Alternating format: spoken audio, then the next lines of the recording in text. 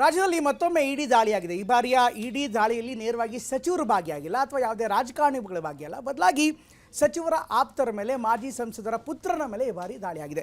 ಮಂಜುನಾಥ್ ಅಂತ ಅವರು ಅಬಕಾರಿ ಇಲಾಖೆಯಲ್ಲಿ ಕಾರ್ಯನಿರ್ವಹಿಸ್ತಾ ಇದ್ದಾರೆ. ಹಿರಿಯ ಅಧಿಕಾರಿಯಾಗಿ ಸಾಕಷ್ಟು ವರ್ಷಗಳಿಂದ ಇಲಾಖೆಯಲ್ಲಿ ಕಾರ್ಯನಿರ್ವಹಿಸ್ತಾ ಇದ್ದಾರೆ.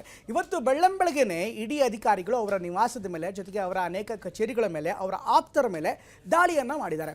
ಅಚ್ಚರಿ ಅಂದರೆ ಇದರಲ್ಲಿ ಸಾಕಷ್ಟು ಬೇನಾಮಿ ಲೈಸೆನ್ಸ್ಗಳು, ಅಬಕಾರಿಗೆ ಸಂಬಂಧಪಟ್ಟಂಥ ದಾಖಲೆಗಳು ಪತ್ತೆಯಾಗಿವೆ. ಇದರಿಂದ ಪೊಲಿಟಿಕ್ಸ್ ಇದೆಯಾ ಸದ್ಯಕ್ಕೆ ಹೇಳೋದಕ್ಕೆ ಸಾಧ್ಯವಿಲ್ಲ. ಆದರೆ ಇದೊಂದು ರುಟೀನ್ ದಾಳಿ ಅಂತ ಖುದ್ದು ಸಚಿವ ಸತೀಶ್ ಜಾರಕಿಹೊಳಿ ಅವರೇ ಹೇಳ್ತಾ ಇದ್ದಾರೆ. ಹಾಗಾದರೆ ಈ ಮಂಜುನಾಥ್ ಪ್ರಕರಣ ಏನು ನೋಡೋಣ ಬನ್ನಿ.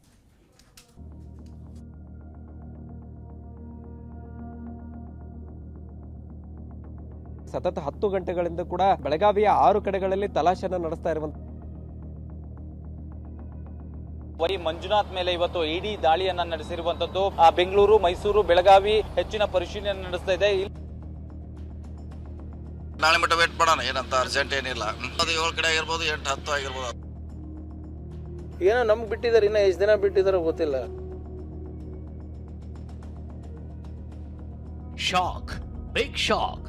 ಸಚಿವ ಸತೀಶ್ ಜಾರಕಿಹೊಳಿ ಬಾಮೈದನಿಗೆ ಇಡಿ ಶಾಕ್. ಬೆಳ್ಳಂಬೆಳಗ್ಗೆ 5:30 ಸಚಿವ ಸತೀಶ್ ಸಂಬಂಧಿ ಮಂಜುನಾಥ್ ನಿವಾಸಕ್ಕೆ ಇಡಿ ಅಧಿಕಾರಿಗಳು ಎಂಟ್ರಿ ಕೊಟ್ಟಿದ್ರು. 10ಕ್ಕೂ ಹೆಚ್ಚು ಭದ್ರತಾ ಸಿಬ್ಬಂದಿ ಜೊತೆ ಮನೆ ಮೇಲೆ ರೇಡ್ ಮಾಡಿದ್ರು. ಬೆಳಗಾವಿ, ಬೆಂಗಳೂರು, ಮೈಸೂರು, ದಾವಣಗೆರೆ ಸೇರಿದಂತೆ ಏಕಕಾಲಕ್ಕೆ 6 ಕಡೆ ಇಡಿ ಅಧಿಕಾರಿಗಳು ದಾಳಿ ಮಾಡಿದ್ರು. ಅಪಾರ ಪ್ರಮಾಣದ ಚಿನ್ನಾಭರಣ, ಬೇನಾಮಿ ಬಾರ್ ಲೈಸೆನ್ಸ್ಗಳು ಪತ್ತೆಯಾಗಿವೆ.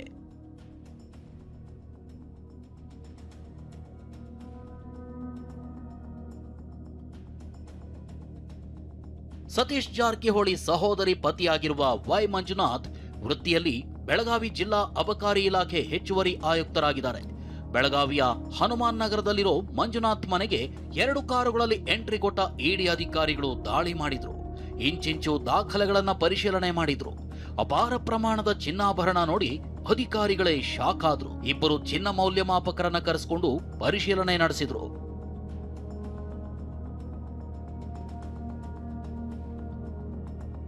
ದಾಳಿ ವೇಳೆ ಸಚಿವ ಸತೀಶ್ ಜಾರಕಿಹೊಳಿ ಸಂಬಂಧಿ ಮನೆಯಲ್ಲಿ ಬೇನಾಮಿ ಬಾರ್ ಲೈಸೆನ್ಸ್ಗಳು ಪತ್ತೆಯಾಗಿವೆ. ಬೆಂಗಳೂರು, ಮೈಸೂರು, ಬೆಳಗಾವಿ ಮನೆಯಲ್ಲಿ ಬಾರ್ ಲೈಸೆನ್ಸ್ಗಳು ಸಿಕ್ಕಿವೆ. ಬೇನಾಮಿ ಬಾರ್ಗಳಿಂದ ಬಂದಿರೋ ಹಣವನ್ನ ವಿದೇಶಗಳಲ್ಲಿ ಹೂಡಿಕೆ ಮಾಡಿರೋ ಶಂಕೆ ಇದೆ. ಅಕ್ರಮವಾಗಿ ಹಣ ವರ್ಗಾವಣೆ ಮಾಡಿರೋ ಆರೋಪದಲ್ಲಿ ಗೋವಾ, ರಾಜಸ್ಥಾನದಲ್ಲೂ ಇಡಿ ದಾಳಿ ಮಾಡಿದೆ. ಮಂಜುನಾಥ್ ಅವರ ಮನೆ ಮೇಲೆ ಏನು ದಾಳಿ ನಡೆದಿದೆ, ದಾಳಿ ಸತತ 10 ಗಂಟೆಗಳಿಂದ ಕೂಡ ಮುಂದುವರೆದಿರುವಂಥದ್ದು. ಇನ್ನೂ ಕೂಡ ಇಡಿ ಅಧಿಕಾರಿಗಳು ಬೆಳಗಾವಿಯ 6 ಕಡೆಗಳಲ್ಲಿ ತಲಾಶೆಯನ್ನು ನಡೆಸ್ತಾ ಇರುವಂಥದ್ದು. ಸದ್ಯ ಈಗ ಬೆಳಗಾವಿಯ ಟಿವಿ ಸೆಂಟರ್ನಲ್ಲಿ ಏನು ಮಂಜುನಾಥನ ನಿವಾಸ ಏನಿದೆ, ಆ ನಿವಾಸದಲ್ಲಿ ಬೆಳಗ್ಗೆಯಿಂದಲೂ ಕೂಡ ತಲಾಶೆ ನಡೀತಾ ಇರುವಂಥದ್ದು. ಆರಂಭಿಕ ಹಂತದಲ್ಲಿ ಸಂಪೂರ್ಣ ಮಾಹಿತಿಯನ್ನು ಪಡೆದಂಥ ಇಡಿ ಅಧಿಕಾರಿಗಳು ಮನೆಯನ್ನು ತಲಾಶೆ ಮಾಡುವಂಥ ಸಂದರ್ಭದಲ್ಲಿ ಅಪಾರ ಪ್ರಮಾಣದಲ್ಲಿ ಚಿನ್ನ ಕೂಡ ಪತ್ತೆಯಾಗಿರುವಂಥದ್ದು. ಸದ್ಯ ನಾನೇನಿದ್ದೇನೆ ಇದೇ ಮನೆಯಲ್ಲಿ ಈಗ ಚಿನ್ನ ಪತ್ತೆಯಾಗಿರುವಂಥದ್ದು. ಇನ್ನು ಬೆಂಗಳೂರಿನಲ್ಲಿರೋ ಸಚಿವ ಸತೀಶ್ ಬಾಮೈದ ಮಂಜುನಾಥ್ ಮನೆ ಮೇಲೂ ದಾಳಿ ಮಾಡಲಾಯಿತು. ಸಮಿಟ್ ಅಪಾರ್ಟ್ಮೆಂಟ್ನ ಎ ಬ್ಲಾಕ್ನ 21ನೇ ಫ್ಲಾಟ್ನಲ್ಲಿ ಹಣ ಹಾಗೂ ಕೆಲ ದಾಖಲೆಗಳು ಸಿಕ್ಕಿವೆ. ಮೈಸೂರಿನ ದಟ್ಟಗಳ್ಳಿಯಲ್ಲಿರೋ ಮಂಜುನಾಥ್ ಆಪ್ತ ಸ್ನೇಹಿತೆ ಯಮುನಾ ಮನೆ ಮೇಲೂ ದಾಳಿ ಮಾಡಲಾಗಿದೆ. ಅಬಕಾರಿ ಇಲಾಖೆ ಇನ್ಸ್ಪೆಕ್ಟರ್ ಆಗಿ ಯಮುನಾ ಕಾರ್ಯನಿರ್ವಹಿಸುತ್ತಿದ್ದಾರೆ. ತಾಯಿ ಮಗಳು ಇಬ್ಬರನ್ನು ಹೆಚ್ಚಿನ ವಿಚಾರಣೆ ಮಾಡಲಾಗಿದೆ. ಇವರಿಗೆ ಸಂಬಂಧಪಟ್ಟಂತಹ ಕೆಲವೊಂದು ದಾಖಲೆಗಳು ಮತ್ತು ಹಣ ಕೂಡ ಪತ್ತೆಯಾಗಿದೆ ಅಂತಕ್ಕಂಥ ಒಂದು ಮಾಹಿತಿಗಳು ಕೂಡ ಈಗ ಸಿಗ್ತಾ ಇರುವಂತದ್ದು. ಸದ್ಯ ಇಡಿ ಹೆಚ್ಚಿನ ಪರಿಶೀಲನೆಯನ್ನ ಬೆಂಗಳೂರು, ಮೈಸೂರು, ಬೆಳಗಾವಿ ಎಲ್ಲಿ ಈಗ ಹೆಚ್ಚಿನ ಪರಿಶೀಲನೆ ಈಗ ಮುಂದುವರೆಸಿರುವಂತದ್ದು. ಹಾಗಾದ್ರೆ ಬೆಳಗಾವಿ ಜಿಲ್ಲಾ ಅಬಕಾರಿ ಇಲಾಖೆ ಹೆಚ್ಚುವರಿ ಆಯುಕ್ತರಾಗಿರೋ ಮಂಜುನಾಥ್ ಹಿನ್ನೆಲೆ ಏನು ಅನ್ನೋದನ್ನ ನೋಡೋದಾದ್ರೆ,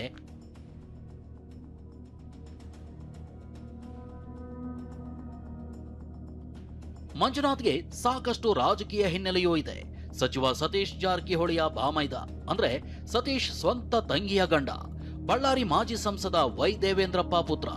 ಹಲವು ವರ್ಷಗಳಿಂದ ಅಬಕಾರಿ ಇಲಾಖೆಯಲ್ಲಿ ಸೇವೆ ಸಲ್ಲಿಸುತ್ತಿರುವ ಮಂಜುನಾಥ್ ಈಗ ಬೆಳಗಾವಿಯಲ್ಲಿ ಅದೇ ಇಲಾಖೆಯ ಹೆಚ್ಚುವರಿ ಆಯುಕ್ತರಾಗಿದ್ದಾರೆ. ತಮ್ಮ ಪುತ್ರನ ಮೇಲೆ ಇಡಿ ದಾಳಿಯಾಗಿದ್ದಕ್ಕೆ ಮಾಜಿ ಸಂಸದ ದೇವೇಂದ್ರಪ್ಪ ಕಿಡಿಕಾರಿದ್ದಾರೆ. ಸಚಿವ ಸತೀಶ್ ಜಾರಕಿಹೊಳಿ ಮಾತನಾಡಿ ದಾಳಿ ಯಾಕಾಗಿದೆ ಗೊತ್ತಿಲ್ಲ ಅಂದಿದ್ದಾರೆ. ಆದ್ರೆ ಪ್ರಿಯಾಂಕ್ ಖರ್ಗೆ ನಮ್ಮ ಮೇಲೆ ಏನಾದ್ರೂ ಆಗಬಹುದು ಅಂದಿದ್ದಾರೆ. ಇರ್ಬೋದು, ಅದು ನೋಡೋಣ. ಮಾಹಿತಿ ಬರ್ದೆ ಏನು ಹೇಳಿಕ್ಕಾಗಲ್ಲ. ಯಾವ ರೀಸನ್ಗೆ ಅವರು ರೇಡ್ ಮಾಡಿದಾರೆ, ಅವ್ರು ಏನು ಕೇಳಿದಾರೆ, ದಾಖಲೆ ಏನು ಅವ್ರು ಕೊಡಬೇಕು. ಬಂದ್ಮೇಲೆ ನಾಳೆ ಮಟ್ಟ ವೇಟ್ ಮಾಡೋಣ, ಏನಂತ ಅರ್ಜೆಂಟ್ ಏನಿಲ್ಲ. ಇವತ್ತು ಅದೇ ಟೈಮ್ 7 ಕಡೆನೂ ಆಗಿದೆ ಸರ್. ಯಾವ್ದಾವ್ದು 7 ಕಡೆ ಆಗಿರ್ಬೋದು, 8, 10 ಆಗಿರ್ಬೋದು, ಅದು ಗೊತ್ತಿಲ್ಲ.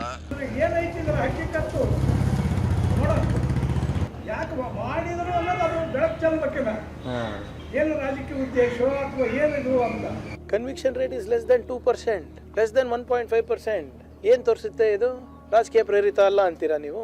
ಏನೋ ನಮ್ಗೆ ಬಿಟ್ಟಿದ್ದಾರೆ, ಇನ್ನೂ ಎಷ್ಟು ದಿನ ಬಿಟ್ಟಿದ್ದಾರೋ ಗೊತ್ತಿಲ್ಲ. ಇವತ್ತು ನಾಳೆ ಅದನ್ನು ಆಗ್ಬೋದು. ಇದಿಷ್ಟೇ ಅಲ್ಲ, ಮಂಜುನಾಥ್ಗೆ ಆಪ್ತರಾಗಿರೋ ಅಧಿಕಾರಿಗಳಿಗೂ ಇಡಿ ಶಾಕ್ ಆಗಿದೆ.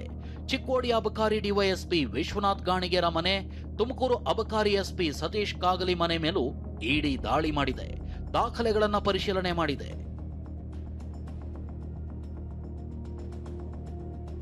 ಇದೇ ಮಂಜುನಾಥ್ 2009ರಿಂದ 2014ರವರೆಗೂ ಮೈಸೂರಿನಲ್ಲಿ ಅಬಕಾರಿ ಇಲಾಖೆ ಡಿಸಿ ಆಗಿದ್ರು.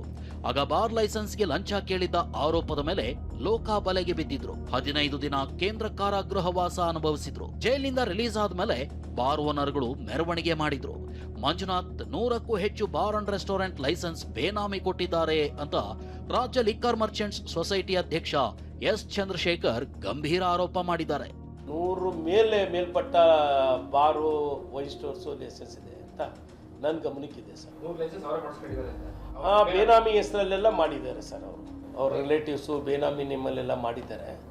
ಮೈಸೂರಲ್ಲೂ ಒಂದು 8ರಿಂದ 10 ಬಾರ್ ಇದೆ ಬೇನಾಮಿ ನೇಮ್. ಅಂದಾಜು 500ರಿಂದ 1,000 ಕೋಟಿ ಆಸ್ತಿ ಮಾಡಿರಬಹುದು ಅಂತ ರಾಜ್ಯ ಲಿಕ್ಕರ್ ಮರ್ಚೆಂಟ್ಸ್ ಸೊಸೈಟಿ ಅಧ್ಯಕ್ಷ ಎಸ್ ಚಂದ್ರಶೇಖರ್ ಹೇಳಿರೋದು ಅಚ್ಚರಿ ಅಷ್ಟೇ ಅಲ್ಲ, ಎಲ್ಲರನ್ನೂ ಬೆಚ್ಚಿ ಬೀಳಿಸುವಂತೆ ಮಾಡಿರೋದಂತೂ ಸತ್ಯ. ಸಚಿವ ಸತೀಶ್ ಜಾರಕಿಹೊಳಿ ಬಾಮೈದನ ಸಂಪತ್ತಿನ ರಹಸ್ಯ ತನಿಖೆಯಿಂದ ಬಯಲಾಗಬೇಕಿದೆ. ಸಹದೇವ್ ಮಾನೆ, ಟಿವಿ9 ಬೆಳಗಾವಿ.